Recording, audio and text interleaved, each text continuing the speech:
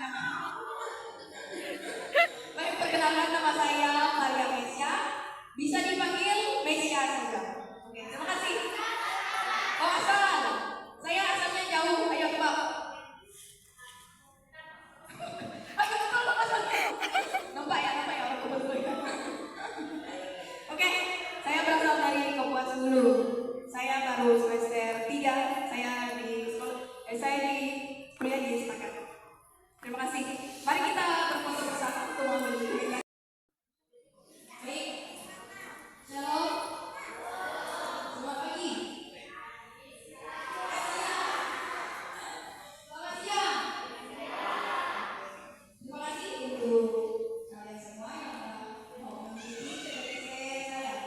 Tema saya PPTC di sini adalah hidup bersama dalam kasih Tuhan.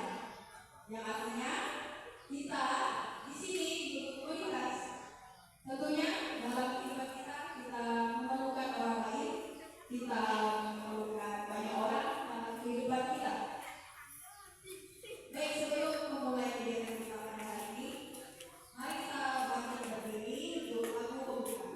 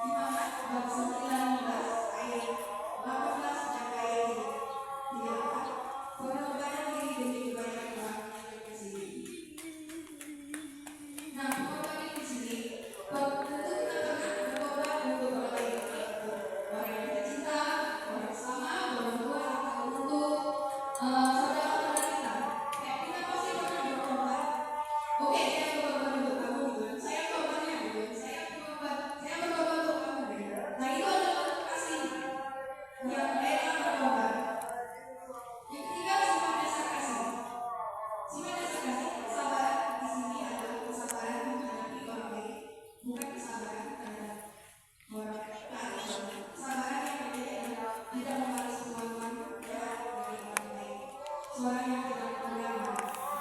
Kesabaran ini adalah bukan kesabaran yang misalnya kita di sini, misal ada kita yang sedang berpeluh nih sendiri, namun kesabaran itu bukan kesabaran yang bukan ini di sini, kesabaran itu yang maksudnya kesabaran di sini ada ketika kita menghadapi sama kita yang kayak mungkin kejadian kan, mungkin kayak tidak menuruti gitu, kita tidak jadi kan, nah ketika kita menunjukkan kesabaran itu adalah kesabaran yang sungguh tidak puas kemerdekaan dari orang lain. Seringkali kita mau balas dendam kan, ya awas kau ya, nanti mau balas dendam kau. Nah itu adalah tidak mengasihi sama kita ya. Memang balas dendam itu kayak apa ya? Kayak sesuatu yang menyenangkan gitu kan. Tapi balas dendam itu tidak baik karena itu bukan sifat mengasihi. Seorang yang tidak membiarkan marah. Nah berarti bagi kita ya sangat mudah marah ya ketika seorang kayak salah kata dengan kita, ya seorang itu mudah menyinggung perasaan kita dan kita kayak pastilah marah. Nah kita diajarkan untuk saling masih memaafkan meskipun itu tidak benar. Kasih itu tidak cemburu. Nah bahkan kita di sini cemburu terhadap sesama. Kayak misalnya cemburu di sini cemburu sosial. Misalnya teman kita atau saudara kita memiliki apa yang kita miliki, nah kita katakan kok aku tidak ada ya, kok aku belum ada ya. Nah itu adalah cemburu ya, cemburu sosial gitu. Dan yang kedua tuh cemburu terhadap sesama. Cemburu terhadap sesama ini adalah cemburu kayak kalau aku bahagia, kamu juga boleh bahagia. Kalau aku bahagia, kamu tertawa, kamu bahagia, kamu kan. Cemburu di sini kayak tidak mementingkan perasaan sesama. Kasih tidak mementingkan diri. Nah di sini kasih itu memang kasih tidak bahwa seringkali sama kita lebih bisa daripada kita, lebih mampu daripada kita.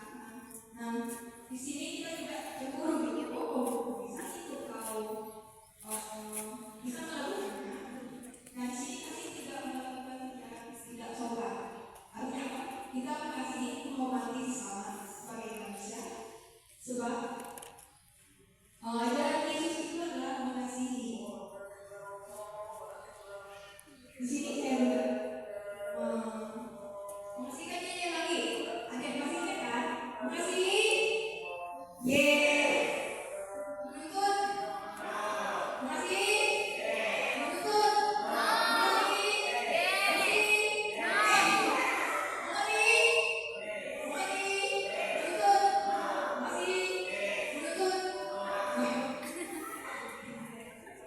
Apa yang terjadi tanpa kasih? Ayo, apa yang terjadi tanpa kasih? Ayo menjawab. Apa yang terjadi tanpa kasih? Iya, apa yang terjadi tanpa kasih? Kita tidak ada kasih juga. Ada yang mau jawab? Apa? Ada yang mau lagi? Ibu-ibu yang di belakang? Apa? Betul ya, cukup. Oke, apa yang terjadi tanpa kasih? Ya, tidak kasih ya, pikiran kita ya berantakan gitu kan, tanpa kasih kau aku gitu kan, egois gitu kan, justru tinggi gitu kan. Nah kasih sangat penting dalam kehidupan kita, tentu sangat penting ya. Bagi kayak saudara kita, sahabat kita, nah kasih itu sangat penting ya. Contohnya sama saudara, seringkali kayak aku nih yang dengan kakak aku nih, seringkali ya kakak tuh kalau aku beli baju baru mau dan juga dia pakainya. Kalau aku beli celana baru mau juga dia pakainya, padahal dia bisa beli sendiri. Tapi aku nggak mau gitu bagi ya. Itulah kasih dalam saudara itu sangat penting agar saling berbagi. Belajar mengasihi bukanlah pekerjaan yang mudah, karena ego itu lebih besar daripada mengasihi. Itu yang saya bilang tadi bahwa kau nggak boleh memiliki, hanya aku yang boleh memiliki. Itu ego diri sendiri ya. Ego diri sendiri itu lebih besar daripada mengasihi sama. Kayak aku harus aku gitu. Kau nanti lah, kau lah. Nah yang kedua, mengapa kasih penting dan berlebihan? Ada yang bisa jawab? Mengapa kasih penting dan berlebihan?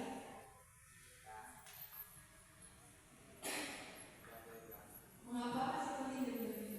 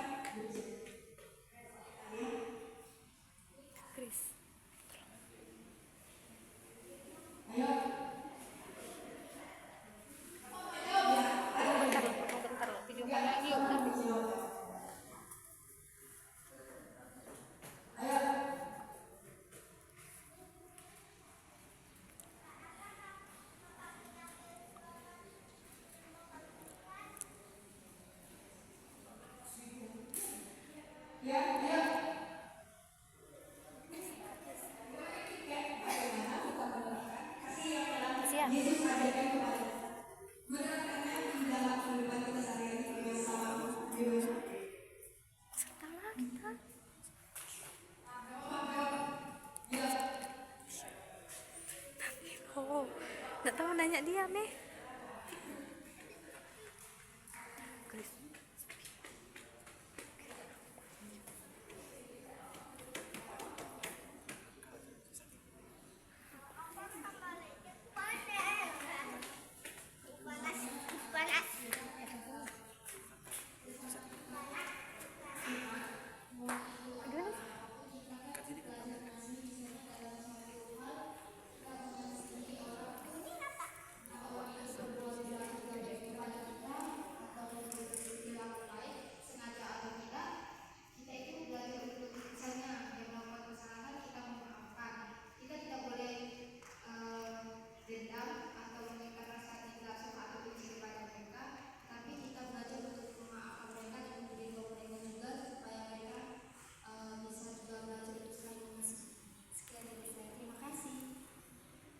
Terima kasih. Nanti ya. Yang pertanyaan kedua. Bagus. Bagus pertanyaan. Jawabannya sangat bagus.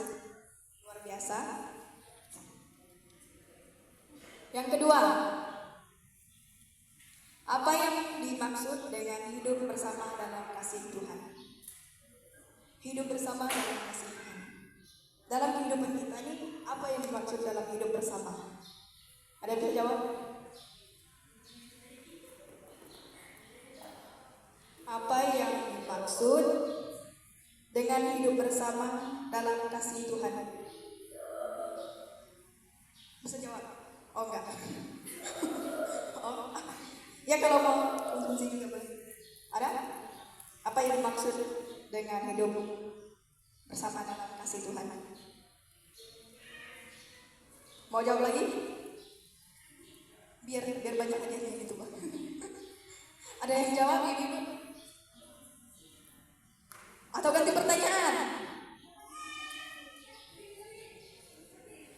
Pertanyaannya, apa yang bisa kita pelajari dari kasih Tuhan kepada kita? Ayo, apa yang bisa kita pelajari dari kasih Tuhan kepada kita? Enggak, ganti pertanyaan kalau nggak bisa. Mau jawab? Hah? Oh, mau kan? Boleh. Apa yang kedua? Apa yang maksud dengan hidup bersama? Hidup bersama dalam kasih Tuhan itu seperti menaati perintah Allah, mengasihi sesama, habis itu mengharapkan kepada Tuhan. Oke, terima kasih atas jawabannya, cukup memuaskan hati dan pikiran. Ada mau pertanyaan? Ada yang kira-kira mau bertanya lagi nggak? Berikan jawabannya lagi nggak? Atau mau pertanyaan selanjutnya? Yang ketiga tadi tuh. Mau nggak?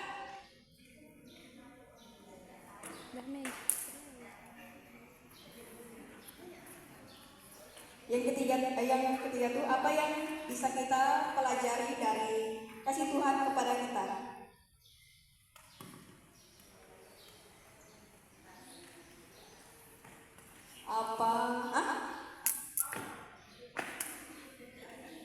Apa yang bisa kita pelajari dari kasih Tuhan kepada kita?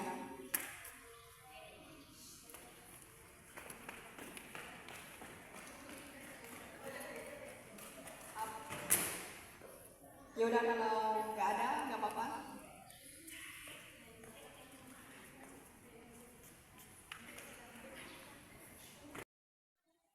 Yang dipelajari dari kasih Tuhan pertama mengakui, mencintai sesama, bersyukur, menjauhi hal-hal yang rusak dari kasih, terus mencintai Tuhan. Kasihan dengan mereka.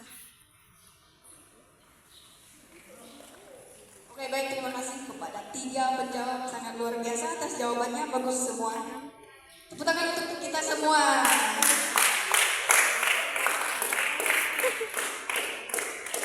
Di sini saya akan memberikan rangkuman karena materinya udah habis. Nah, jadi Di dalam hidup bersama dalam kasih Tuhan, tentunya kita harus dituntut untuk saling mengasihi. Entah itu mengasihi sama kita umat Katolik atau sama kita umat yang lainnya ya. Nah di sini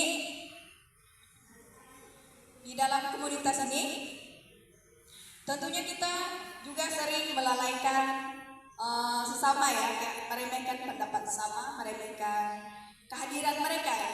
Tentu kehadiran mereka itu sangat bermanfaat bagi kita meskipun kita kayak kurang menyadarinya. Nah, oleh karena itu marilah kita saling sama-sama menyadarinya. Baik, di sini saya akan membacakan doa umat dipersilakan untuk berdiri.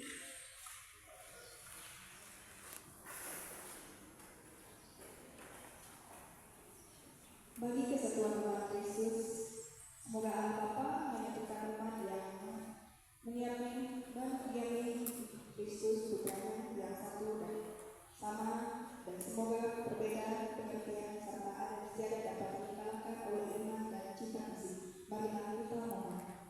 Kabulkanlah doa kami ya Tuhan. Bagi kerukunan umat beragama, semoga Allah Bapa membimbing umat beragama agar kerukunan di antara umat beragama dan masyarakat kita semakin nyata berkat pengembalaan. Marilah kita mohon. Kabulkanlah doa kami ya Tuhan. Bagi anak-anak yang terlantar, semoga Allah Bapa memberkati anak-anak terlantar agar mereka menemukan tempat tinggal dan cinta kasih sejati. Marilah kita mohon. Kabulkanlah doa kami ya Tuhan. Bagi kita bersama, semoga Allah Bapa membimbing kita agar jangan sampai mendewakan pendirian kita sendiri, tetapi selalu ingat, selalu akan sama kita. Marilah kita mohon. Kabulkanlah doa kami ya Tuhan. Mari kita sama-sama mengucapkan Bapa kami. Bapa kami yang ada di surga, dimuliakanlah namamu, datanglah kerajaanmu, jadilah kehendakmu di atas bumi seperti di dalam surga. Berilah kami rezeki pada hari ini, dan ampunilah kesalahan kami, seperti kami pun mengampuni yang bersalah kepada kami. Dan janganlah masukkan kami ke dalam percobaan, tetapi bebaskanlah kami dari yang jahat. Amin. Oke, kita lagu penutup. Baik, 3 orang tadi yang menjawab dipersilakan maju menemani saya. Boleh?